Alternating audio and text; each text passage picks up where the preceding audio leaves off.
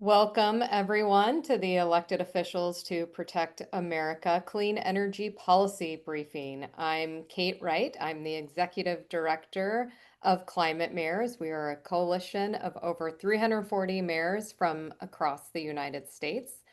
I have the pleasure of being your moderator today. And I'm so glad that we're having this conversation right now. We're at a pivotal moment in America's clean energy journey.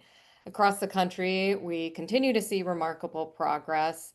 Cities deploying solar, electrifying fleets, modernizing building codes, and embracing innovation. But we recognize that we're clearly facing real headwinds as well, with rising energy costs, federal backsliding on clean energy investment, and surging demand from data centers that could threaten grid stability and dramatically impact our ability to meet climate goals. The purpose of today's policy briefing is to help all of us and you all as policymakers to understand the state of clean energy in America, the progress, challenges, and success stories, and to discuss how we can advance clean energy at the state and local level. Today's webinar is part of a lead up to Sunday 2025 on September 21st. A nationwide day of action celebrating local power of clean energy and an opportunity for all of us to get involved by attending or hosting an event. So with that, I would love to invite Dominic, the Executive Director and co-founder of EOPA and former council member in Caroline, New York, to share a few words. Amazing. Thank you so much, Kate. I really appreciate it. And thank you so much for moderating. It's been great to see your leadership from California, now nationwide with climate mayors. As Kate said, I'm Dominic Frangillo, co-founder of EOPA, former council member, Caroline, New York. And EOPA is really a network of elected officials across the country focused on supporting you as policymakers in protecting our people and our planet and our prosperity. Are really focused on inspiring, training, educating, and organizing state and local elected officials, particularly in solving the climate emergency, ensuring environmental justice, and protecting our lands, waters, and democracy, which we know is becoming increasingly important. Our values are protection, our justice, and prosperity. And next slide, please. What we offer for you as elected officials and aspiring and former elected officials as well you can think of our work in three buckets. First is education. So we have a certificate program with the University of San Francisco, as well as a master's program in public leadership with the University of San Francisco. And that's really focused on emotional intelligence and leadership, body language, negotiations, values-based communication, storytelling, a lot of skill sets, crisis communications that we may or may not get as candidates or in our governance training to support you in moving policy forward. And we also form policy teams where we can work together, participants work together, and create really innovative solutions ranging from first-in-the-nation legislation that came out of Tier 1 mental health and climate resiliency after the Maui fires in Hawaii, or the Energy Security Marshall Plan for Ukraine, which just recently passed UK Parliament. So pretty inspiring to see what folks come up with. So that's on the education side, and we have full scholarships available as well. So on the media and storytelling support, we offer video production. We have a news magazine run by elected officials that goes out to 25,000 lawmakers across the country, where we can highlight your op-eds, your policies, your videos, content that you want to share and say, hey, here's cool things we're doing to really do peer-to-peer education. We also have a podcast for elected officials and a book publishing arm through our parent nonprofit, Solon Center for Research and Publishing. So if you have a book in you, let us know. And then lastly, what we're most known for in many ways are policy advocacy and policy support. And that ranges from international, going to the UN climate negotiations. We have an upcoming delegation to the UN in Belém and COP30 in Brazil, to nationally through our national task force that we worked together with the DOE to help promote programs now working on defense and energy security, so our energy security task force, as well as state-based programming ranging from phasing out fossil fuels, scaling up clean energy solutions, and then leadership council. So long way of saying, oh, and our elected official 1776 fellowship as well, which provides support for issues that for you to work on that you're passionate about. So would love to chat more. I'll put my email in the chat. But now back to Kate. Thanks, Dominic, for your leadership and for all the amazing resources that you're offering local elected officials from across the nation. So we have an exciting program for you today. Our program is broken into two parts. First, we'll hear from national policy and solution experts who will share the big picture of the state of clean energy in America. We'll begin with our featured speaker, Jigar Shah, who will set the stage with an overview of the state of clean energy in the US, the progress we've made, challenges we face, and what's next. Then we'll hear from policy expert Jesse Lee on opportunities for local and state leadership in advancing the clean energy economy. And then we'll hear from solutions expert Sarah Shanley Hope, who will share how frontline leadership and climate justice are shaping real solutions in communities across the country. After that, we'll move to a panel of local success stories, hearing examples of elected officials leading the charge from a variety of geographic and political realities, featuring Berkeley City Council member Igor Trigub, Tracy City Council member Dottie Nygaard, and Mayor Tim Rogers of New Paltz, highlighting how their communities are leading the way and building momentum for Sunday 2025. We'll then hear a call to action from Angel Alfaro on how you can attend or host a Sunday event on September 21st. And then finally, we will close with a Q&A session. So please be thinking about your questions and feel free to add those to the chat throughout the briefing. So with that, I will turn it over to our featured speaker, Jigar Shah. No stranger to this group, I'm sure, a pioneering entrepreneur and leader in clean energy, from founding Sun Edison and co-founding Generate Capital to serving as director of Department of Energy's Loan Programs Office. He's been at the forefront of financing and scaling sustainable infrastructure, was recognized as Time's 100 most influential people in 2024, and has dedicated his career to advancing market-driven climate solutions. So with that, I'll turn it over to you, Jigger. Thank you so much, Kate, and really want to thank EOPA and all their leadership over the years. We are in a pivotal moment. When you think about what has happened over my career and the career of many of the folks speaking today, we have gone from a technology that was so cool and that needed to be commercialized to a technology that deployed 380 gigawatts of solar in the first 6 months of this year around the world. To put that in perspective, that's 80% of all grid connections in the world, in every country in the world.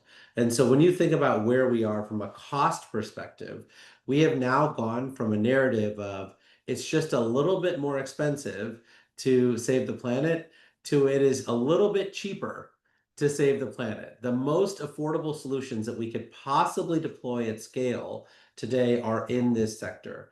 And one of the things that inspires me the most is that, this week was the big RE Plus show in Vegas, which is where people show their wares. When the fracking industry was under siege in 2014, 2015, all the oil and gas conferences had about a 25% reduction in attendance. This conference had 5,000 more people that came this week than the previous year. So I think that even when the industry is really under constant assault from the sitting administration, you're seeing people show up. Why?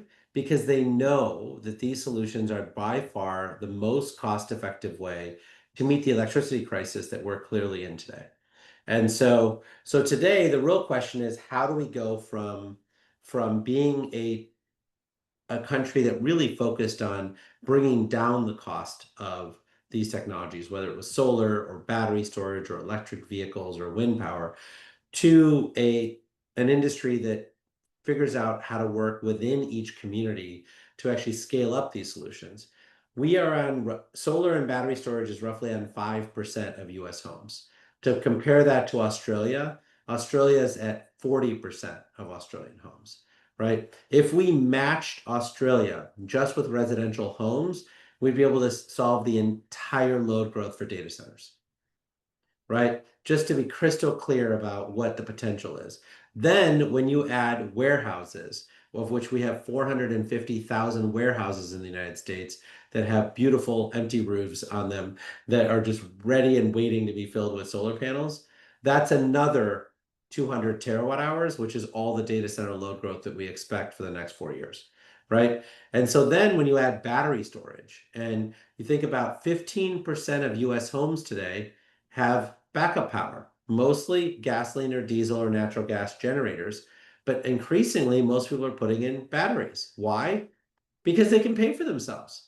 A diesel generator or a natural gas generator or a gasoline generator don't pay for themselves. They're just a cost. And they're often not available because you got to spend money every year just to make sure they're tested and available for you for hurricane season or whatnot.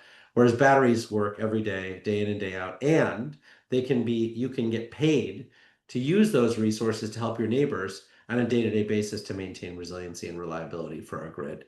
And so what we're finding is mayors across the country and elected officials across the country are now partnering with nonprofits to aggregate sales. Like, so here in Montgomery County, where I live in Maryland, if you go to a normal solar installer and try and negotiate your own deal, it's about $30,000 for an average solar project. If you buy aggregated through Montgomery County's aggregation program, the same system costs you $20,000. So by working through an aggregation, you end up with a third cheaper price. And that's not because the people locally are trying to screw us over. It's because by doing 100 systems at a time, their costs go down and they're willing to pass those savings on to the customers. And so now you're starting to see mayors and county commissioners and other elected officials aggregate sales together. And those tools are available on websites, right? So as we go into Sunday, which is coming up September 21st, please, set up your own event there. There are also nonprofits that are partnered with them, people like the Solar United Neighbors and others that have an entire kit that can get your city, your town, your county ready to go with almost no effort on your part. What they need is to borrow the seal of your town, right? Because the response rate from your citizens is way higher when they know that the town, the city, the county is involved, right? And so it really is a fantastic way to meet this moment. But I think it's important for everyone to recognize that we're not going to meet this moment in this way without your leadership. And so right now, the default position that everyone's being told is that we need to build as many natural gas power plants as possible. And that is the default position that everyone's being told. And so without your leadership to really figure out how to reduce the cost of deploying these at scale, reforming some of your permitting approvals, which may be in place, that some cities and towns don't know that it takes 6 months to get through their permitting office, when if you implement the solar app, which can be done through the Solar App Foundation, you can get those response times down to 2 days, right? So you can get a 2-day approval in many cities and towns across the country that have decided to focus on reducing that cost. And again, that reduces the cost of solar by 15% locally, just by streamlining all the paperwork using a lot of these software tools that have been in place for over 10 years, funded by the US Department of Energy. And so today we're in a place where these technologies are affordable. They're available at scale. They can be more affordable in partnership with elected officials around the country. And more importantly, this is not going to be the way that we solve our electricity crisis unless all of you help us make sure this is the number one way that we solve our electricity crisis. It is by far the most affordable solution to solving the problem, but it is not the one currently being promoted by the US federal government. Thank you so much, Kate, for your time, and happy to answer questions or other things in the chat. Thank you, Jigger. You've been such a phenomenal leader in this movement, and we really appreciate your ongoing inspiration and innovation and, really being such a strong champion. So please, folks, take advantage of his expertise and put some questions in the chat. At this point, I'd like to introduce our next speaker, Jesse Lee, Senior Advisor for Clean Energy Economy at Climate Power. With a career spanning the Obama White House, the National Economic Council, and Democratic campaigns, Jesse has been a leading strategist in shaping economic and climate narratives at the highest levels. At Climate Power, he's helping build support for the clean energy transition by highlighting its benefits from job creation to lower costs for families. I will turn it over to you, Jesse. Thanks so much, Kate. I'm gonna try an experiment and see if I can share my screen here real quick. Um, there you go. All right, do you see it? Looks great. All right, look at that. Okay, so I set this up as kind of a problem solution kind of presentation. So the problem we're facing right now, as Jigger I think kind of alluded to, is energy demand is skyrocketing, especially from AI and data centers in a way that it hasn't in at least 20 years. And energy supply is cratering due to federal actions, that are kind of hostile to clean energy, as I think we all know. And I think for any of us that did Econ 101 or even just have common sense, skyrocketing demand and cratering supply is the recipe for very high costs for everybody. Um, we are actually already seeing this. I think, you guys are closer to your constituents than most federal officials, and probably you've been hearing about this more than they have already. But household electric bills are up 10% nationwide since January. That's according to the Department of Energy. The projections are that in a lot of places they will go up about $400 per year over the next decade. I listed out kind of some of the states that are seeing the worst of it so far, just so folks can kind of spot themselves. This is definitely happening all over the country, but these are kind of the states that are being hit with the biggest hikes so far.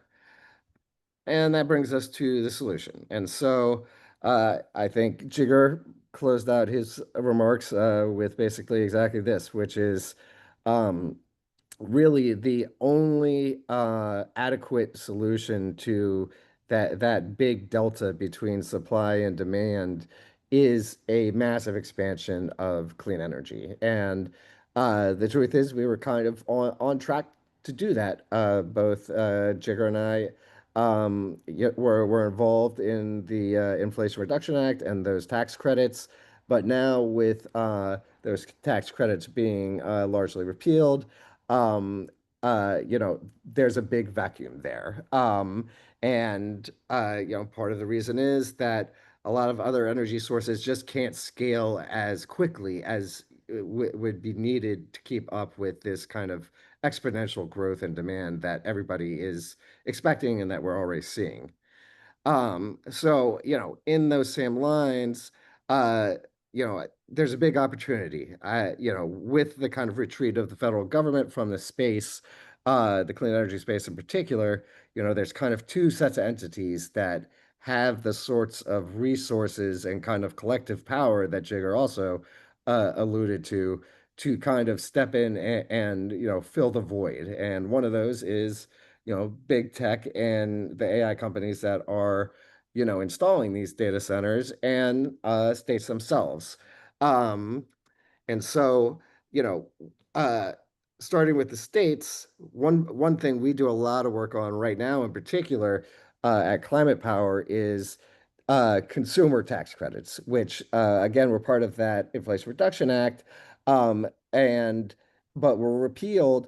But there's still some time for EVs. There's a lot less time, and the deadline for the EV tax credits to save a lot of money there is the end of September. And so this is actually August was the biggest month for EV sales in history because people were rushing to take advantage of this tax credit, and there's still about another month to go. So if you've talked to people that have even shown interest in that, now is a great time to get them.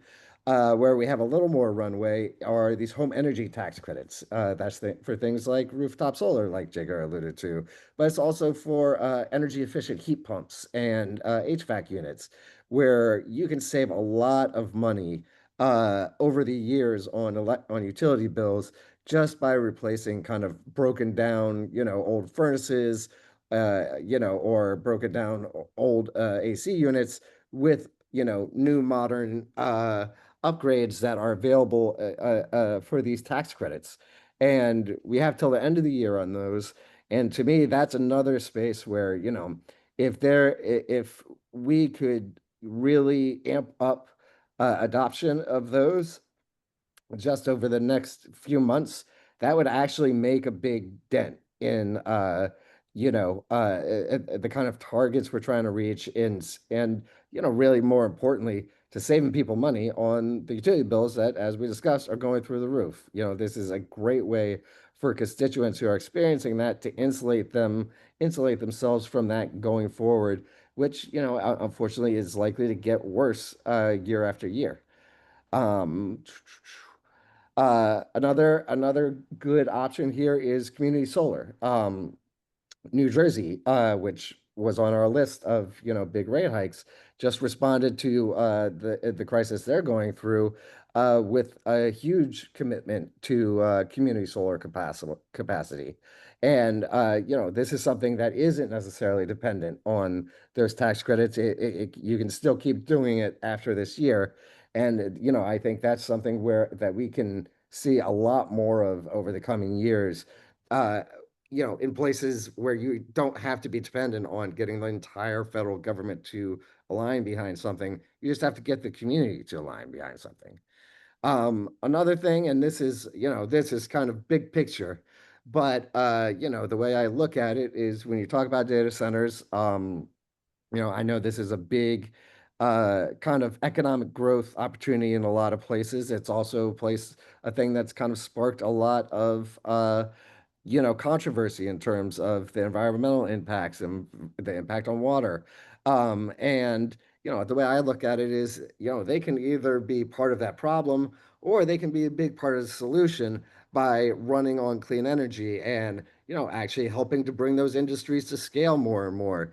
And, I think as states negotiate with these companies and negotiate whether, trying to attract data centers to their states, factoring this in and saying, hey, well, let's work together and incentivize, create incentives so that you're running on clean energy that doesn't pollute the local community and that does help make the world a better place ultimately.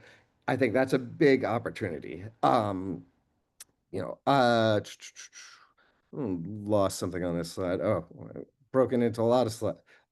Okay, I'll just whip through these super quickly. So, you can scan this and I can send this deck around, I'm sure, after we're done. Forgive me, I have a bit of a cold right now. But, there are a lot of places where, there is work that is necessary for new data centers to come in, and these are all opportunities to kind of, get on a positive track, not a negative track. And okay, just as some examples, here's something that Georgia is doing. They're prohibiting costs from increased fuel requirements generation uh, uh, from being passed on to customers. In North Carolina, same thing, protecting ratepayers, but also encouraging clean energy use. And I think New York has been, very forward looking on this. And, they have a whole kind of package that they've worked on. Minnesota, same kind of thing. Again, I'll send this deck around rather than read off the whole slides to people. But um, yeah, so with that, I'll conclude. I tried to whip through as fast as I could, but if you're interested in the tax credits, the home energy consumer tax credits in particular, we have a whole toolkit for that available that we've sent out to mayors and other local officials before, and you can find it at this URL. And that'll have kind of everything you need to lift it on social and all the timelines you need, that kind of thing. All right. How did I do, Kate? You did great. Thanks, Jesse. And I put the link to the toolkit in the chat as well. We appreciated Climate Power's support in working with climate mayors and U.S. Climate Alliance to launch that tax credit campaign. So thank you for that. I did also want to note that we will be supporting local elected officials, mayors. So in addition to the great work that states can do and are doing, as Jesse highlighted, there's a role for mayors and local elected officials as well. And we're going to be creating some guidance in the next month or so on how to engage with data centers in particular, and then also some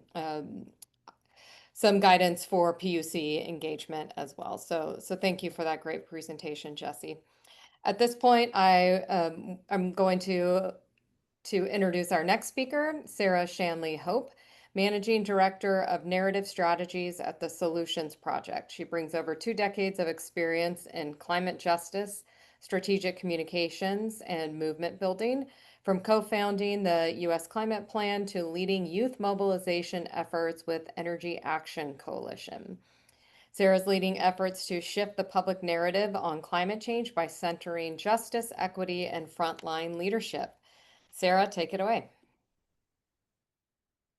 Thank you so much, Kate. I think my bio got split with somebody else's there, but I'm so grateful to be here, and I'll put a link in the chat so folks can learn a little bit more about my background and the Solutions Project. Okay, let me do technology here first. I would love to share my screen.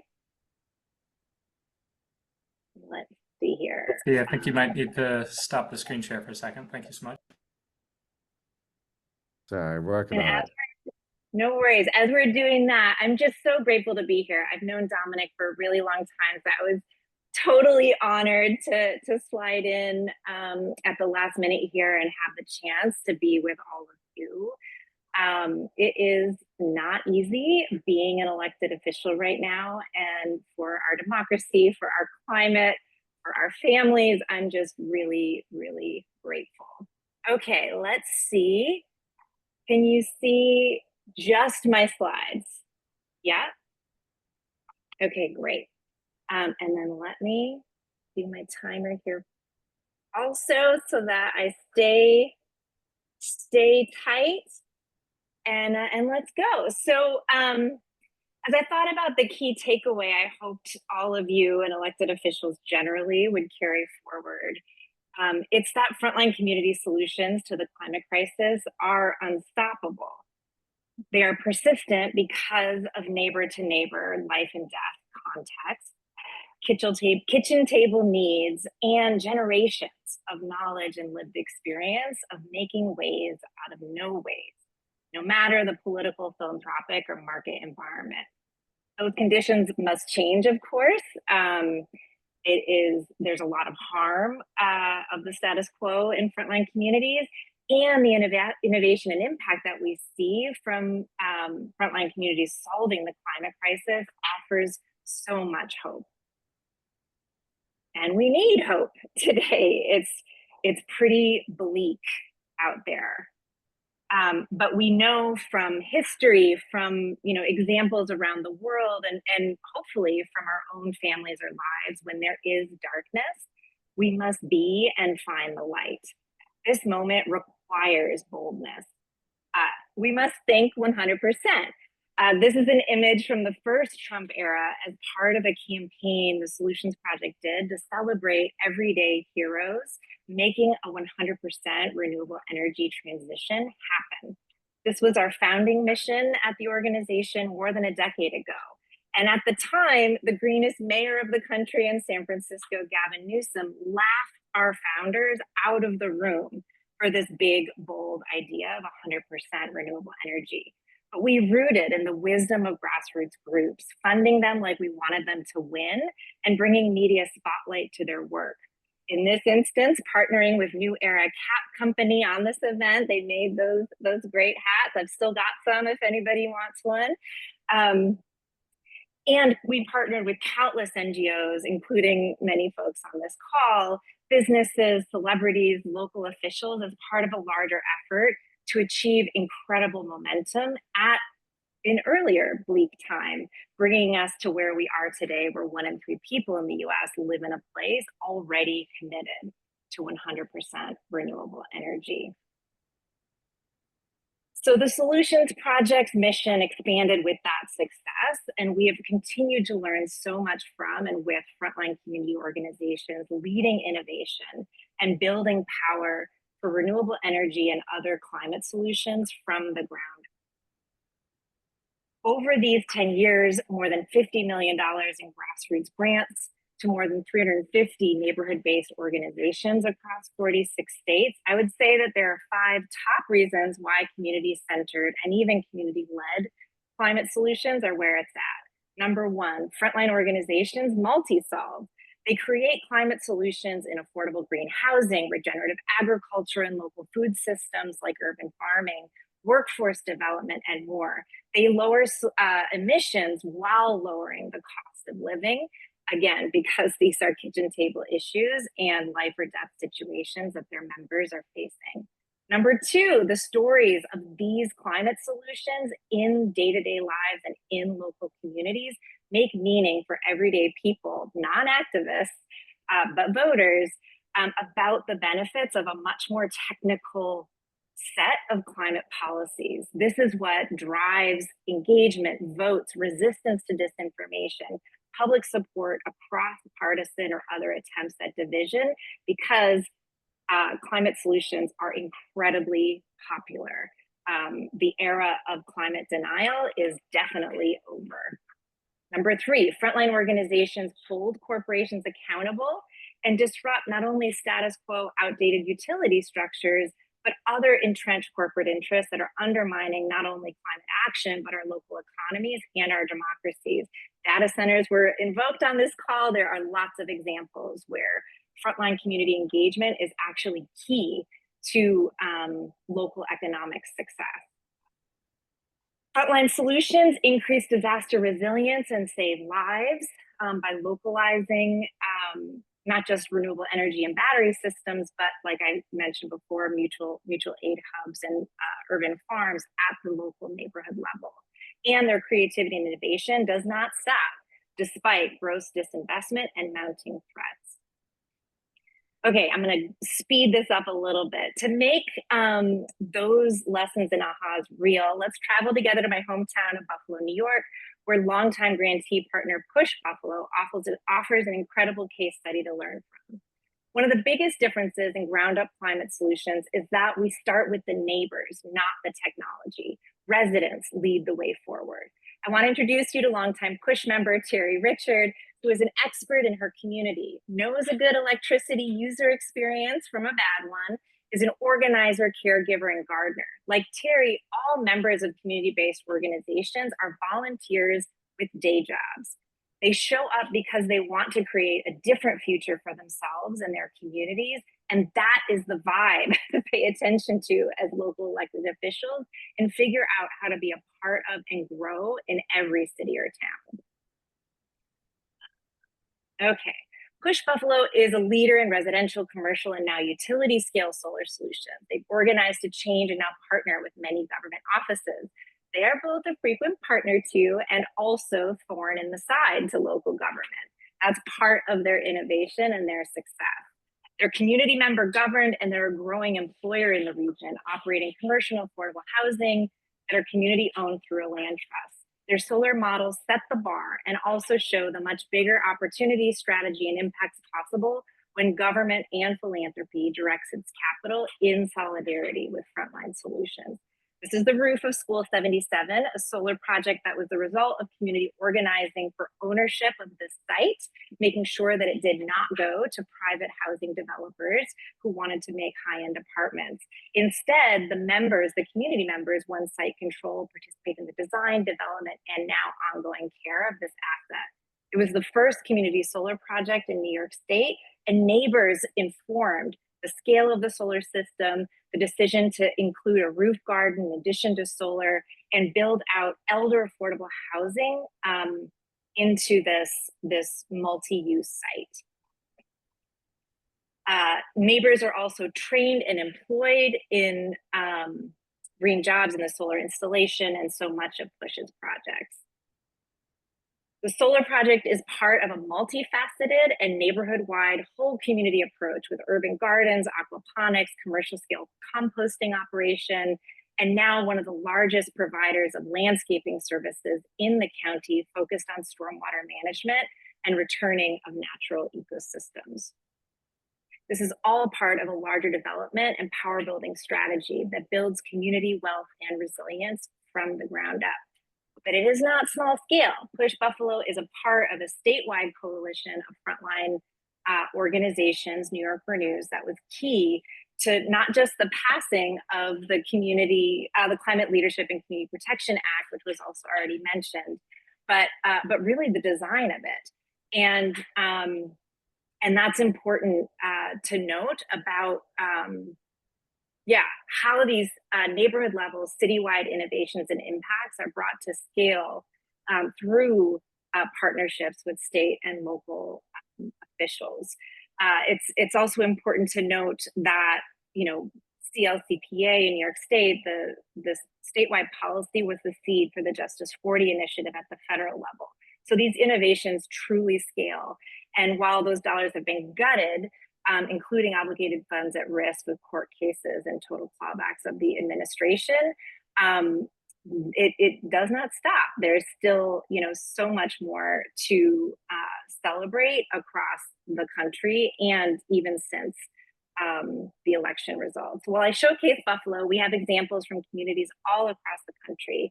And in many of those places, innovations continue, with frontline leaders winning local office. Justin J. Pearson in Memphis, Tennessee, led a grassroots community organization, Memphis Community Against Pollution, as just one example. And here in the Bay Area in Richmond, California, another grantee, Urban Tilth, their executive director won a city council seat as part of a much broader power building strategy that negotiated a Make Polluters Pay $500 million settlement from Chevron just last year. So to wrap, I wanted to leave you all with 5 principles and practices that I think can help elected officials be allies to and partner with community-led clean energy initiatives that center justice. This is the foundation for local and state governments to support and build real relationships with frontline leaders through thick and thin, and through conflict, negotiation, and partnership. That's where government is a true accelerant and scale partner with community groups. So number one, really understanding and having respect for community sovereignty and this notion of collective self-determination. The dominant kind of individualist culture is not as prevalent in communities most impacted by the climate crisis and by pollution, because they rely on each other more than any other institution to, not just survive, but thrive. Having trustworthy, right relations across community, business, and government, even when positions are different or change, to be able to have those courageous conversations and be honest and transparent and deal with the consequences and see the long horizon is key.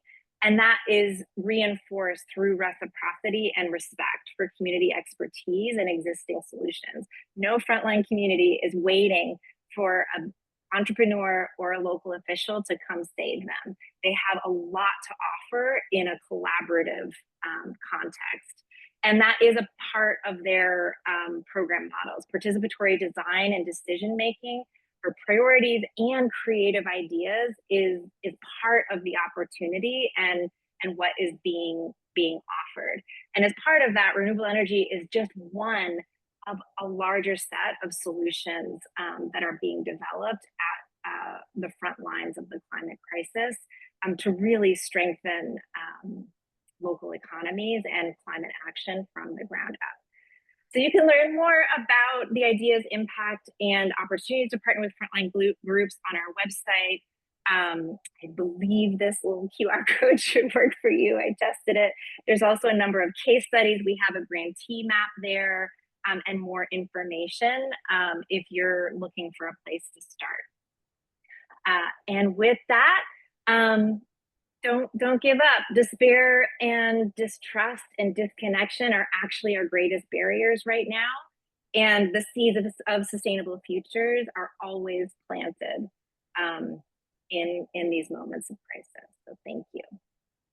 Great. Well, thank you, Sarah, for that very inspiring and informative presentation. We are running a little bit behind, so I'm going to move us along and introduce our next panel, who will focus on local success stories.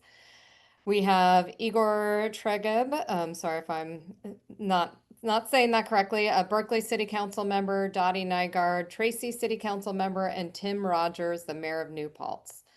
So I will invite you all to come on and share what you're doing in your cities. Well, thank you so much, Kate, and thank you to my fellow panelists.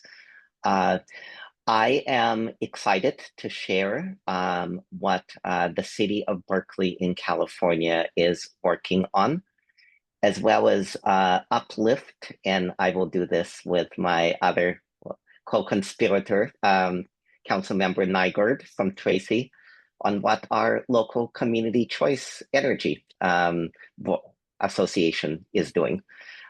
So with Berkeley, our climate leadership is longstanding. In 2006, Berkeley voters overwhelmingly approved an advisory measure calling on the city to reduce its climate consumption by 80%, or its greenhouse gas emissions by 80% below 2000 levels by 2050. And we have been working ever since to do that. We also, several years ago, passed a climate emergency declaration. We are on track to electrify the vast majority or possibly all of our municipal fleet of vehicles. Actually, I think we're ahead of schedule, but definitely before 2030. We also passed a groundbreaking measure recently. We were the first in the country to do so. It's called the Berkeley Building Emission Savings Ordinance, which requires property owners to complete energy assessments of their buildings' performance and opportunities for improvement. Right now, the assessment is for at time of sale, for actually effective January 1st of next year. These will be new time of sale requirements for 1 to 4 unit residential buildings. And they are performance based. So there are many different ways to do this to reach the number of points. They include everything from heat pumps, which can actually get you all the points, to electric ready, to going solar, and everything in between. We will be phasing in larger multifamily buildings into that soon.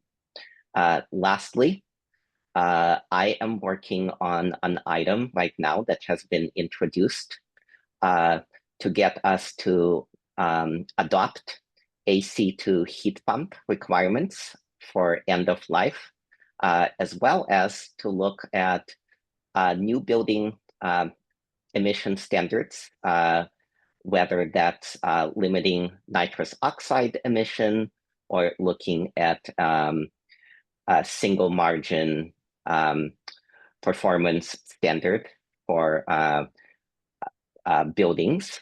We are a little bit constrained right now by a new law that was went into effect in the state of California. But within that, we are optimistic that we will be able to adopt these green building REACH codes. A little bit on AVA, and I think Councilmember Nygaard will say more about this. We are a not-for-profit renewable energy provider that serves over 2 million people in Alameda and San Joaquin County of California. And we provide clean energy at competitive rates with the goal of being 100% carbon-free by 2030. Unlike investor-owned utilities, we do not have shareholders and are instead led by a board of local elected officials who represent communities in our service territory. Within our territory, we have nearly 2,000 megawatts of total PPA nameplate capacity, including 850 megawatts of solar, 703 megawatts of storage, 405 megawatts of wind, and 40 megawatts of geothermal. There are two different choices ratepayers have. The bright choice rate is always indexed to be 5% less than the investor-owned utilities generation rate, saving customers $150 million in total on their energy bills. And we also have a renewable 100 option that does exactly what it says. It's 100% renewable, unlike the investor-owned utility monopoly. I just wanted to end here. We have some exciting initiatives. Some of them, unfortunately, are closing due to changes in the national landscape. But we wanted to encourage you, whether you are in our territory or not, to take advantage of federal clean energy tax credits since they're ending soon. We have up to $7,500 available for new electric vehicles and up to $4,000 for used EVs. That does expire by the end of September. So get your EV now. But something that will be continuing, we just launched an AVA Bike Electric program. This is an incentive program that increases access to e-bikes, reduces carbon emissions, and supports local businesses. And qualifying customers receive an instant rebate of between $400 and $1,500 off a new e-bike. And there is more to come. Thank you so much. All clean power to the people. Hi, glad to be here. Thanks for including me. I'm here to share a success story. As the mayor of New Paltz, a community with about 15,000 people, and we host a state university here. A big part of our job involves trying to drag big capital projects across finish lines. Not always easy work. You know, we're regularly trying to wrangle grant money to pay for big projects.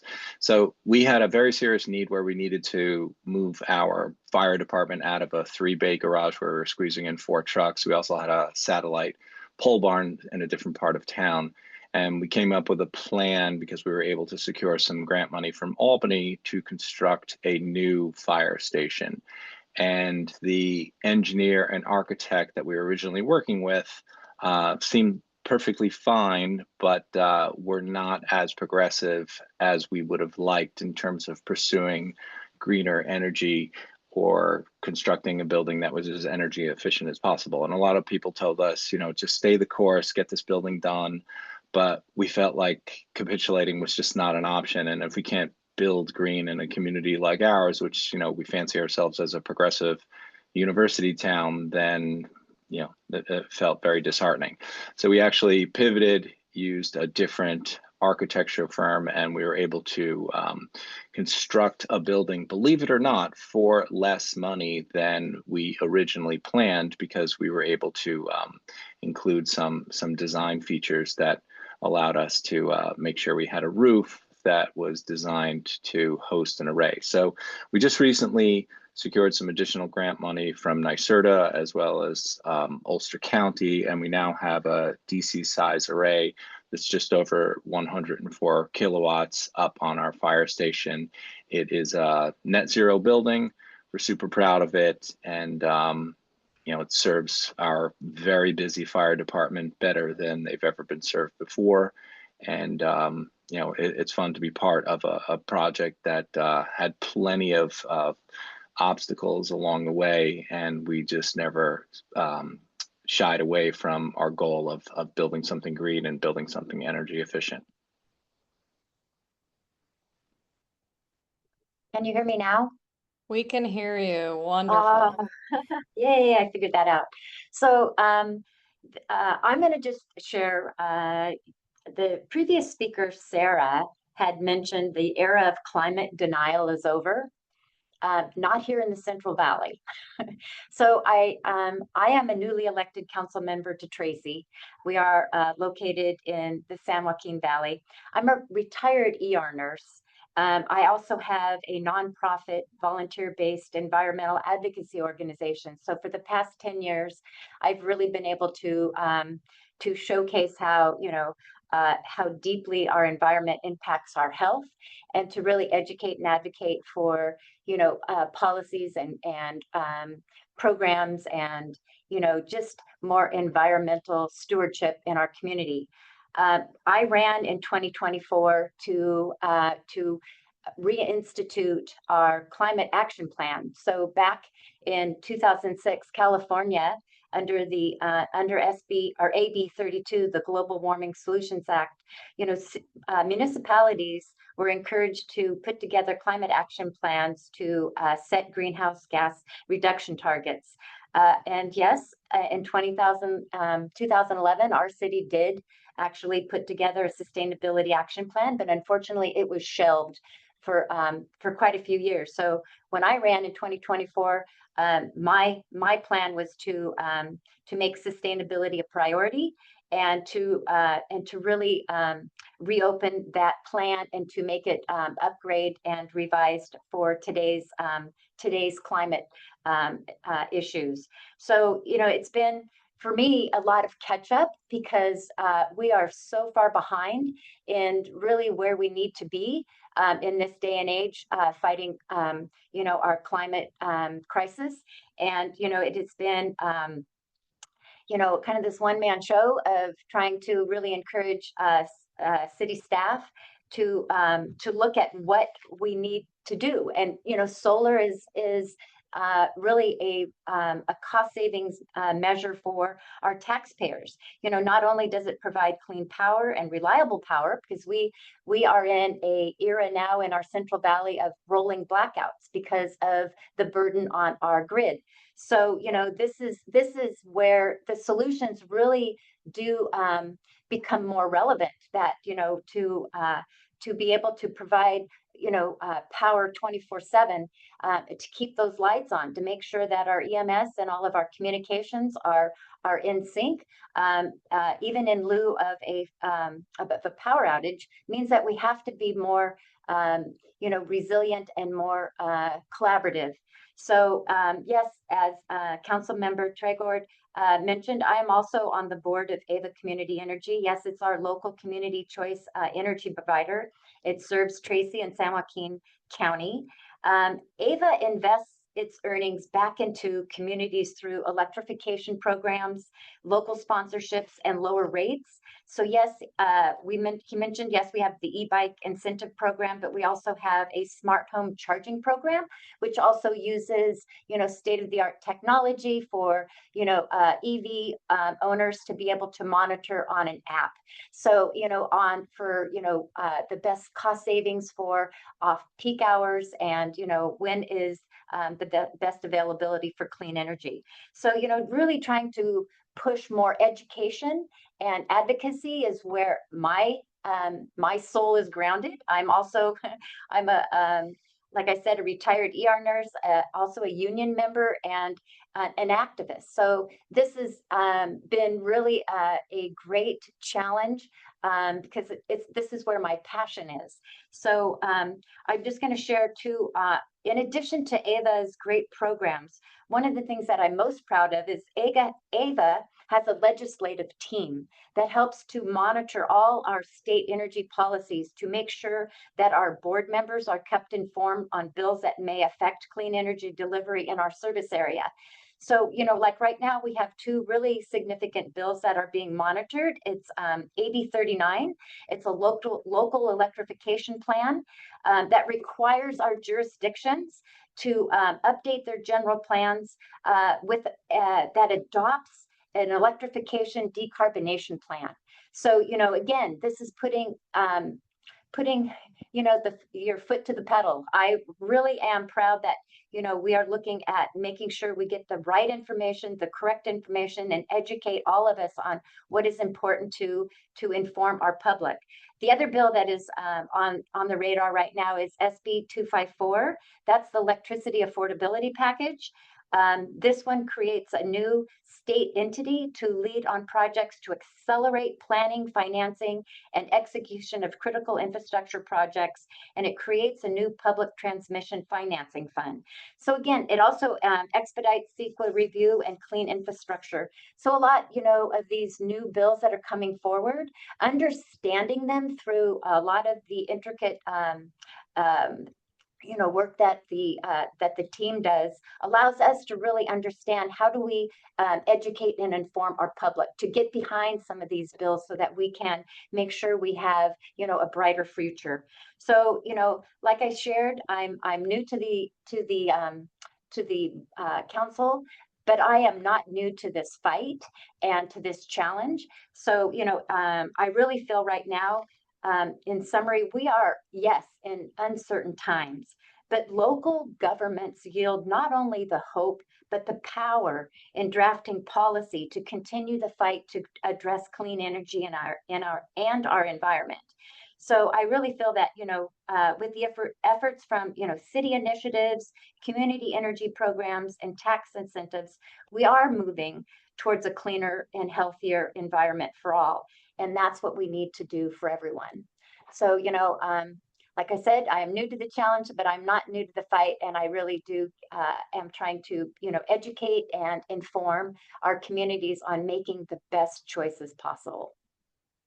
Thank you, Councilmember. Very, very inspiring, phenomenal work that you all are doing. As we shift to our last couple minutes with you all, and I hope you will humor us and provide us with a couple more minutes. Mayor Rogers, we'd love to hear about the event that you have planned for Sunday, and then we will shift into some final information about how to engage, and we will wrap up shortly thereafter.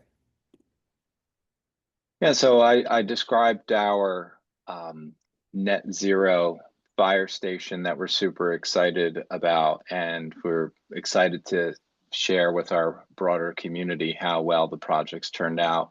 And we're going to have an event on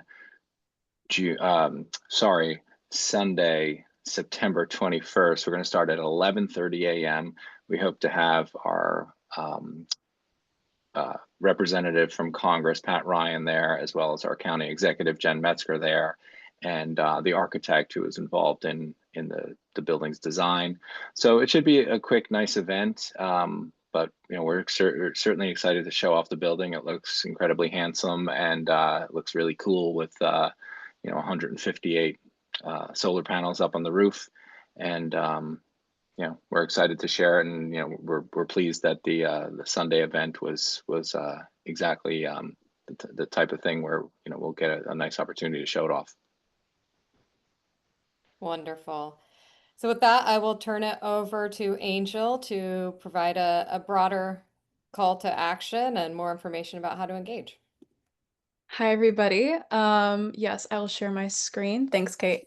Yeah, my name is Angel, and I'm a program coordinator at EOPA. Lovely to see so many of you joining us. I'm here to talk to you about Sunday, which is a nationwide day of action celebrating the power of clean energy.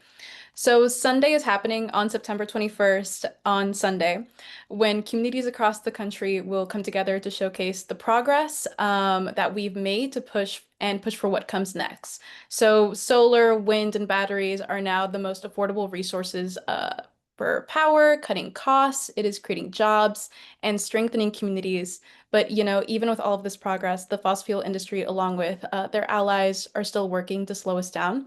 So that's why this year's Sunday is so, so, so important.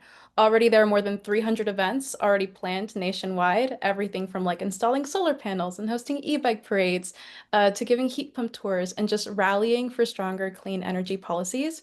So it is a moment to highlight the leadership happening on the ground, demonstrate the momentum behind clean energy, and inspire even more action. So you're probably thinking, okay, that all sounds wonderful, but where can I find these events? Where can I register for them, attend them, find information? So actually, if you go to sunday.earth, and I will take you to the site and drop the link in the chat if you wish to follow along, save it for later. That should be going to all of you. If it's not, somebody from the team could probably drop it again. But yes, if you go to sunday.earth, you'll be brought to this colorful page. And at the top in the blue bar, you will see this button, Attend an Event, which will bring you to this dynamic events map if you scroll down, that allows you to zoom in on your state and see what events are planned that are closest to you. Yeah, so as you can see, there's a lot. But if you scroll further down, you will see the full event index, which lists out all of the Sunday events happening nationwide, along with their location, time, organizer, and a more info button that allows you to see further details and register over here on the right-hand side if you are interested in attending. Now, if you are looking at that map and you are not seeing an event near you, or maybe you've been a part of a clean energy program or initiative that you would like to see highlighted, we would love to see you add to that list and host your own event, which you can do so by going over here and clicking Get Involved, scrolling down a little bit, and this button gets started. And right here on the right-hand side, host an event for this event campaign, which will take you to a registration form, an event registration form. Now, if you do wish to host your own event, I highly encourage you to reach out to me, and I would be happy to assist you in getting connected with the right folks to help you move forward with that. We also have a member from the Sunday team working behind the Sunday events here present if you wish to drop any questions in the Q&A chat regarding any of this, and I'm sure they would be happy to answer any questions and assist. So with that being said, Sunday is going to be super, super fun. I cannot wait to attend the events happening in my own city. And yeah, while you're there, do not forget to take plenty of photos and uplift your local clean energy projects. Together, we are going to make Sunday a super exciting event. Yeah, and a really powerful moment to show the country that clean energy is working for our communities and that we're ready to keep moving forward. So I'm going to drop the link to Sunday's website again in the chat, along with my contact info if you wish to get in touch and learn more. But with that being said, thank you so much, and back to you, Kate. Great, thanks, Angel. And we will follow up. The EOPA team will follow up with more information. We hope you'll consider signing up to attend or host an event. So with that, thank you to all of our speakers for sharing all your expertise with us and inspiring us. And thank you to all the elected officials for your leadership, your hard work, and for joining us today. As we leave here, let's carry this inspiration and this excitement and this momentum forward. And the team will be in touch with the follow-up resources after this webinar. Thank you so much.